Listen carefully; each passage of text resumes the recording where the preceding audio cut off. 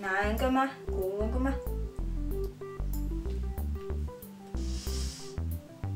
Hyvää iltaa, huomenta, terve kaikille, että mä nyt päätin toteuttaa tämän mielipidepostauksen. Eikö muuten hieno joulu? Niin, mielipidepostauksen, kun mulla on tuolla blogin puolella tullut tosi paljon sellaista aika negatiivista kommenttia tuosta mun ja Villin ikäerosta. Mä vähän netistä etin tietoa tästä ja otin niitä kommentteja, mitä niinku kaiken maailman palstoille ja Iltalehteen ja Iltasanomiin ja parisuhdepalstoilla on niinku ihmiset kertonut mielipiteitä tästä ikäerosta. Löysin semmoinen sivu, missä on joku seksuaaliterapeuttikin puhunut tästä asiasta niin sen omien kokemusten kannalta niin sen asiakkaasta. Tosiaan mulla ja Villillähän on sitä ikäeroa huimat 2 vuotta, eli nuo 700 päivää OMG. Ja siitä mä en ymmärrä, miksi muut ottaa sitä isomman ongelman kuin me, koska mua se ei haittaa, Vilja se ei haittaa. Totta kai me heitetään aina läppää sitä välillä, että tyyli kun mä oon ollut 16, niin Vilja on ollut 14 jo. Totta kai mä voin suoraan sanoa, että silloin kun mä oon teini-ikäinen ollut, niin en mä oo ajatellut, että mä voisin 94 kanssa seurustella, koska mun pikkuveli on saman ikäinen. Mutta jotenkin se, mikä tää nyt on? No sanotaanko, että elämän asenne tai tällainen muuttuu, mitä vanhemmaksi tulee, että joo, siis en todellakaan mä vois seurustella kenenkään alaikäisen kanssa, enkä kyllä paljon Viljäkään nuoremman kanssa. Se 2 vuotta on se maksimiraja. Mutta silti en mä ymmärrä, miksi anonyymien pitää tulla kommentoimaan tätä ikäeroa. Sillä että nyt tulee taas blackoutti. Mä oon nukkunut huonosti. Että mä nyt otan tähän niitä kommentteja, mitä muut ihmiset on pistänyt tästä asiasta. Joo, eli muistakaa siis, että tää oli mun mielipide asiasta, että just, että mitä pahaa siinä on. Mutta nyt mä luen näitä, mitä mä netistä löysin, eli nämä ei ole mun mielipiteitä, muistakaa se. Osa oli ihan suoraan sanottu. Mutta tuolla Avan keskustelufoorumilla, niin siellä ihmiset kertoi kokemuksia parisuhteen ikäerosta. Että siellä monen mielestä ikä on vaan numero. Mäkin olen kuullut tämän monta kertaa sanottavan. Ja että tärkeintä on keskinäinen kemia. Sitten se taas osa oli kirjoittanut, että niille on tärkeää, että puolisot on elänyt nuoruutensa ja lapsuutensa samalla aikakaudella. Mutta tuolla lopulla tarkoitettiin varmaan just, että jos on 20-30 ylöspäin ikäero. Tämä mun ja Villin ikäero on se 2 vuotta, mutta noista osa kommenteista tarkoitti just näitä, noita isompia lukuja. Mutta halusin ne kumminkin ottaa tähän videolle mukaan kanssa. Ei iällä ole merkitystä, kun samanlaiset sielut kohtaavat. Aviomieheni on minua 12 vuotta vanhempia vasta. Hänen kanssaan tunnen eläväni ja olevani oma itseni. Aiemmin seurustelin ikäisteni kanssa, mutta jotenkin haaveet ja ajatusmaailmamme eivät koskaan kohdanneet. Meidän suhteessamme ja arjessamme ikäerämme ei näy mitenkään. Tuo oli sinänsä hyvä, että se just, että miten se ikäero vaikuttaa tyyliin just arkeen parisuhteessa. Että totta kai jos tyyliin äijä on pian hautaan menossa ja muikkeli on semmonen 30, niin ehkä se sitten vaikuttaa, joo. Mutta miten mun ja Viljan suhteessa tämä vaikuttaa arjeskaan, ei mitenkään. Seuraava kommentti.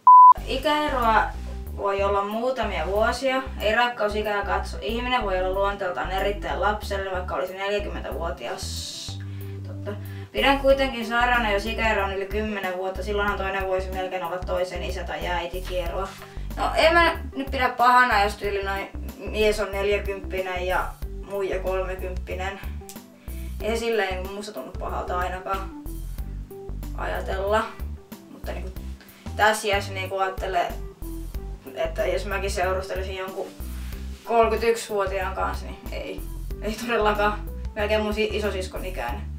En mä siis Annika meinaa, että sä oot vanha, mutta anteeksi. Osaan niluja ja turpaa, kun me nähdään. Joo, niin. Tuo on ihan tosi hyvä kommentti. Seuraava. kommentti. Ei parisuhde matikkaa ole, jokainen on yksilö ja kehittyy ja vanhenee yksilöllisesti. Se mikä sopii yhdelle ei välttämättä sovi toisella. Ongelma on harvoin ikäero, vaan asenne ja se mitä kukin asioista ajattelee. Tuo oli kanssa 10 arvoinen kommentti, että tuntuu, että... Minäkö mun luokkalainen ei mene. Niin, että tuo harvoin kumminkin on niinku parisuhde, tai niinku se, no, asenne.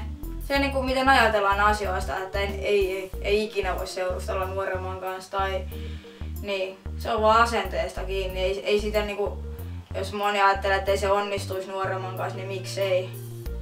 Kunhan se just se ikäero on se kohtuullinen, kun niin. Monenkohan kerran mä sanon tämän, mutta mun mielestä 2 vuotta ei ole paha. Ja tää on tää mun mielipide. Mä tiedän, että jollakin se on iso ongelma.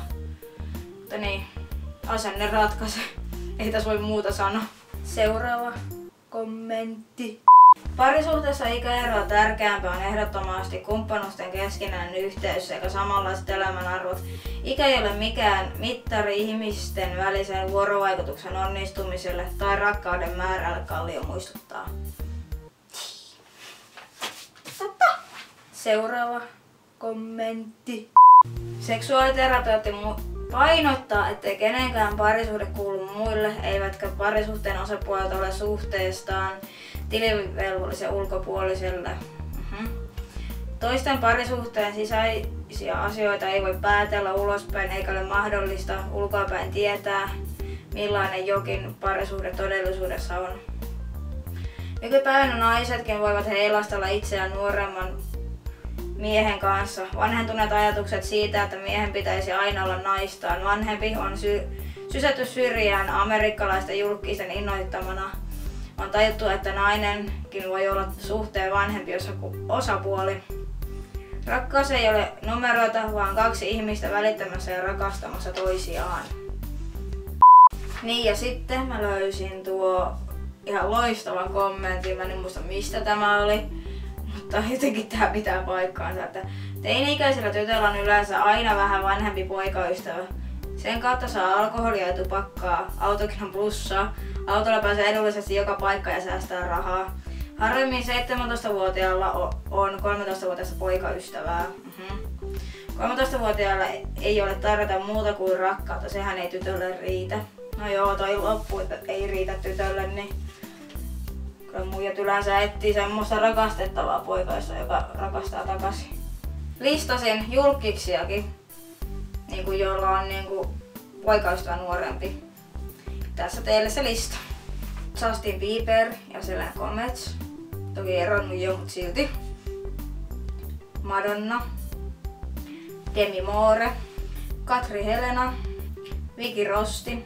Ashton Kutcher. Toki sekin on eronnut jo. Mutta ne on tosi kauan yhdessä. Paris Hilton, joka seurustaa sen jonkun suomalaissukuisen jätkän kanssa. Susanna Penttilä. Tällainen video sitten tosiaan. Tuossa oli nuo netin kommentit ja niin sitten piti vielä sanoa, että ei mun mielestä musta ja Vilsa ulospäinkään näy, että mä olisin vanhempi, koska mä oikeesti näytän, niin kuin mä tiedän itsekin, niin jollakin 15-vuotiaalta. Ja Vili näyttää paljon vanhemmalta ja parran kaiken kanssa. Että ja sitten kun Vili on mua 30 senttiä pitempi, niin en mä usko, että tuo jokainen kadulla tajuaa, että mä oon vanhempi. Sen sokeraat 2 vuotta. Mutta niin, älkää nyt vetäkö tästä mitään kauheita kilareita tai mitä tästä videosta, oli vaan mun mielipide. Saatte pitää omanne, ei sillä mitään väliä, en tuomitse sen takia, mutta yritin tässä vähän valaista asioita, että miksi mun mielestä ei oo mitään pahaa 2 vuoden ikäerolla. Mutta tässä on tämä mun video. Voisin tässä nyt vähän kertoa vielä kuulumisia, että isojalle menen nyt viikonlopuksi. Sitten siellä on työharjoittelu S-Marketissa. Ootan sitä, koska mä en niissä koulussa oikein ole viihtynyt parin ihmisen takia. Sitten mä en viitti kertoa enempää, ettei ne vedä pimppirakeita. Niin, osoitetaan sitä. Mulla joulufiilis tulee, niin kuin näkee tästä mun ihmepölkystäkin jo, että tuo joulua odotan ja tästä mä ajattelinkin nyt lähteä, niin kun Vili tulee, se tulee 6. Niin kai sitä ennen vähän shoppailes joululahjoja. Voi olla, että menee siihen, että mä shoppailin itsellekin jotakin. Sitten on taas, että kun ne ei oo rahaa, niin. Sitten taas ihmetellään, että mihinkähän ne on mennyt. Joo, mutta ei mulla muuta kuin hei hei!